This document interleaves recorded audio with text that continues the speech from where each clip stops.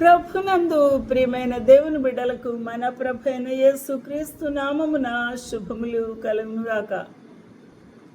ఈ యొక్క దినమందు దేవుని యొక్క వాక్య ధ్యానం కొరకు పరిశుద్ధ బైబిల్ గ్రంథం నుండి మీకా గ్రంథమును ధ్యానం చేస్తూ ఉన్నాం. మీకా గ్రంథంలో 6వ వచనములో యెహోవా సెలవిచ్చు మాట ఆలకించుడి అని సెలవిచ్చుచూ ఉన్నాడు. జీవజల ఊటలు by doctor Swapna online ministries నుంచి వెలువడుతున్న ఈ యొక్క వాక్య ధ్యానము మన జీవితములకు ప్రభు ఆశీర్వాదకరంగా ఉంచునుగాక. యెహోవా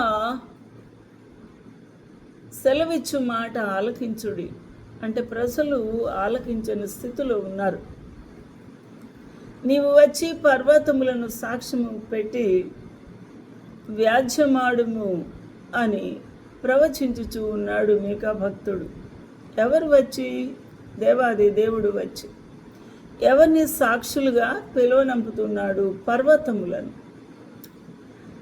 సాక్ష్యం పెట్టి వ్యాజ్యమాడుము, కొండలకు నీ స్వరము వినబడనిమ్ము అని మీకా ప్రవచించుచూ ఉన్నాడు. ఎందుకు అనగా ఈ ప్రజలు బొత్తిగా నశించిపోయి ఉన్నారు. వారు ఈ లోకంలో సాగుతూ ఉన్న చిల్లంగితనము, మంత్రించుట, చెక్కిన విగ్రహములకు, దేవతా స్తంభములకు నమస్కరించి మ్రొక్కుట, వారికి బిడ్డలను ఆహుతి ఇచ్చుట, దేవతా స్తంభములు ఎత్తైన పర్వతముల మీద స్థాపించుట అనే ఈ అన్య ప్రజల ఆచారములను ఇశ్రాయేలీలు జరిగించుచూ ఉండగా మీకు 5వ అధ్యాయములో ఈ విషయాన్ని మనం చూస్తున్నాం.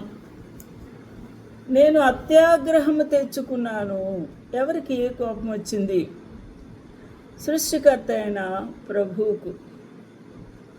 నా మాట ఆలకించకుండా ఉన్నారు, అందుకని నా జనములకు నేను ఆలకించని వారికి ప్రతీకారము చేతును అని ప్రమాణము చేసుకుంటూ ఉన్నాడు.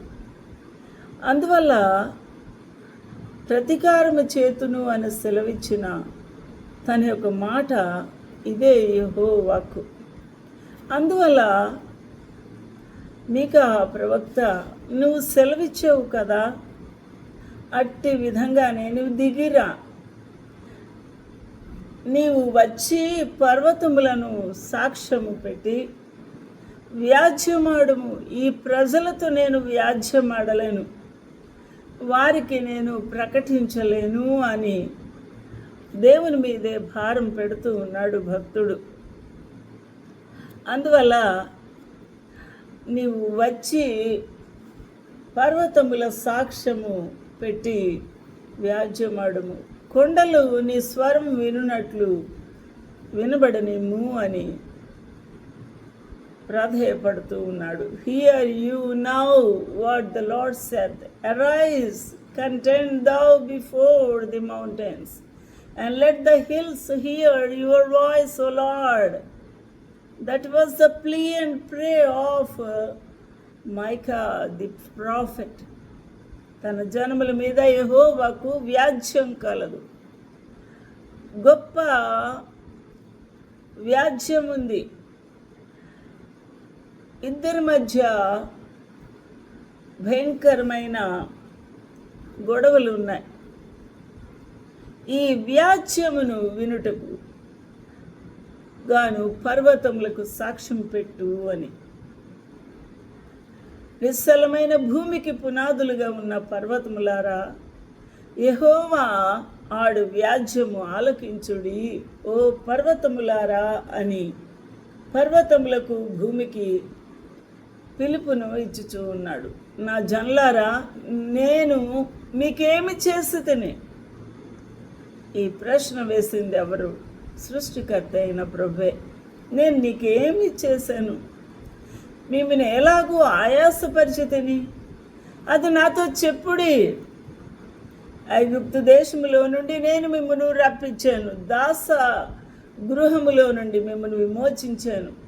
మిమ్మల్ని నడిపించుటకై అహరోను, మోషే, మిరియాములను పంపించాను.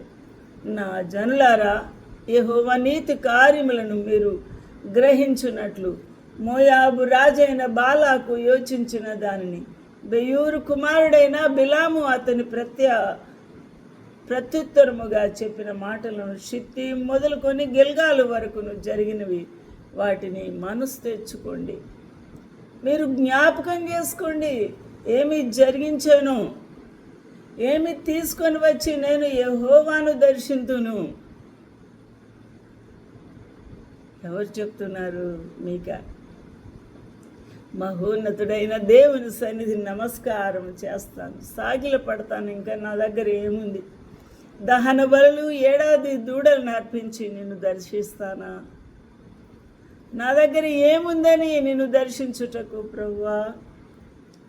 వేలాది కొలాది పొట్టెళ్ళును, వేలాది నదులంత విస్తారమైన తైలము నీకు అర్పించిన అది నీకు సంతోషము కలుగున.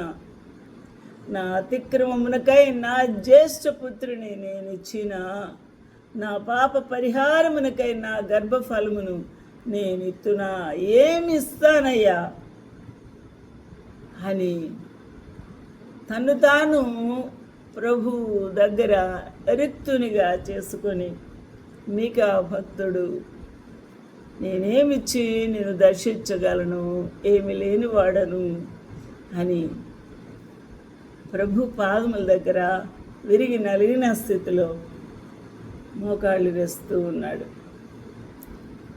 8వ వచనములో, మనుషుడా, 6వ అధ్యాయం మీకా 6:8, మనుషుడా, ఏది ఉత్తమమో అది నీకు తెలియచేయబడి ఉన్నది. నీకు తెలియచేయకుండా నేనేమీ చేయలేదు. న్యాయముగా నడుచుకొనుటయు, కనికరమును ప్రేమించుటయు, దీన మనస్సు కలిగి నీ దేవుని ఎదుట ప్రవర్తించుటయు, ఇంతే కదా యెహోవా అడుగుచున్నాడు. సవినేముతో ప్రభు పాదముల దగ్గర విరిగి నలిగిన మనస్సుతో ఆ ప్రభు ఎదుట ప్రవర్తించుట, అదే కదా ఆయనకి ఇష్టమైన బలి. కనికరమును ప్రేమించుతూ ఉన్నావా? న్యాయముగా నడుచుచూ ఉన్నావా? ఏది ఉత్తమమో నీ జీవితంలో, ఈ ఉత్తమమైన కార్యము ఏదైతే ప్రభువుకు అర్పితము, అంకితము, ఇష్టము, అది నువ్వు చెయ్యి. అది నువ్వు తెలుసుకో. దేవునికి ఇష్టమైన కార్యం ఏదో తెలుసుకో, ఎందుకంటే అది నీకు తెలియబడి ఉంది. నువ్వెరుగుతూ బాగుగా న్యాయముగా నడుచుకో, కనికరమును ప్రేమించు అని ప్రభు నిన్ను అడిగే ఆ యొక్క దీన మనసు కలిగిన ప్రవర్తనతో, యథార్థముతో, పూర్ణ హృదయముతో ప్రభువును సేవించు. అదే ఆయన అంగీకరించదగినది, నిన్ను అడుగుచూ ఉన్నది. హల్లెలూయా. నా ప్రియమైన వాళ్ళారా, ఈరోజున మన భక్తి, మన క్రియలు, మనము ప్రభువుని సేవించుట అనే కార్యంలో మనం ఎంతగా ప్రభువుని సంతోషపెట్టుచూ ఉన్నాము? న్యాయమును ప్రేమించుచూ ఉన్నామా? కనికరమును కలిగి ఉన్నామా? మనము దీన మనసు కలిగి దేవుని సన్నిధిలో యథార్థంగా ప్రవర్తించుచూ ఉన్నామా? ప్రభు ఏది ఇష్టము, ఏది అడుగుతూ ఉన్నాడో అట్టి విధంగా ప్రభు సన్నిధిలో కనబడుతూ ఉన్నామా? ఈరోజున ప్రతి వారము కూడా పరీక్ష చేసుకోవాల్సిన విషయం ఇది. ప్రభు మన అర్పణలు, మన యొక్క కృతజ్ఞత కానుకలు, మన దశమ భాగములు అన్నీ అంగీకరించాలి అని మనం కోరుకుంటాము. కానీ అన్నిటికన్నా ప్రభు కోరుకునేది దీన మనస్సు కలిగి విరిగి నలిగిన మనస్సుతో ప్రభువును సేవించుట. ఈ రోజున అట్టి హృదయంతో ప్రభు సన్నిధిలో సాగిలపడతావా? ప్రభుకు కృతజ్ఞతాస్తుతులు స్తోత్రములు చెల్లిస్తావా? నీ జీవితంలో, నా జీవితంలో పాపం నుంచి, శాపం నుంచి విముక్తి చేసి తన యొక్క కృప ద్వారా మన పాపములను కడిగి రక్త ప్రోక్షణ ద్వారా పరిశుద్ధపరిచి మనల్ని తన కుమారులుగా అంగీకరించిన విధానాన్ని బట్టి నిండు హృదయముతో ప్రభు సన్నిధిలో కృతజ్ఞత అర్పణలు అర్పించుదామా? అదే కదా ప్రభు కోరుకునేది అని మనము జ్ఞాపకములకు తెచ్చుకోవాలి. మన జీవితంలో ఎన్ని దినాలు, ఎన్ని సంవత్సరాలు, ఎన్ని ప్రమాదాలు, ఎట్టి రీతిగా ప్రభు మనల్ని సంరక్షిస్తున్నారు, పోషిస్తున్నారు, కాపాడుతున్నారు, భద్రపరుస్తున్నారు, ఆశీర్వాదములతో నింపుతూ ఉన్నాడు. వాటికి నీవు ఏ విధంగా కృతజ్ఞతలు అర్పించి ప్రభువును స్తుతిస్తావు? ఆలోచన చేద్దాం. మన యొక్క క్రియలు విస్తారమైన తాయలముతో, కోడెదూడలతో, ఆ యొక్క బలు నైవేద్యాలతో ప్రభువుని స్తుతించుట కాదు, కానీ దీన మనసుతో ప్రభు సన్నిధిలో మన హృదయ అర్పణ అర్పించుటే ప్రభుకి ఇష్టమైన బలు. ఆలోచన చేద్దాము. అట్టి విధంగా ప్రభుని మహిమపరుద్దాము. ఆ ప్రభు మన యొక్క స్తుతుల ద్వారా మన యొక్క విరిగి నలిగిన స్థితిని ఆ ప్రభు గ్రహించి చూసి ఆ ప్రభు ముగ్ధుడైపోవాలి, ఆయన తృప్తి చెందాలి. ప్రభు మనకు సహాయం చేయాలని కోరుకుందాం. ప్రభు మిమ్మల్ని దీవించుగాక. చిన్న ప్రార్థన చేద్దామా. మహాపరిశుద్ధుడా, ప్రేమగల తండ్రి, అయ్యా మేము ఏమిచ్చినా కూడా అది నీకు యోగ్యమైనవి కాదు, కానీ విరిగి నలిగిన స్థితిలో మా హృదయం అర్పించినప్పుడే మీరు అంగీకరిస్తారని గ్రహించి ఉన్నాను.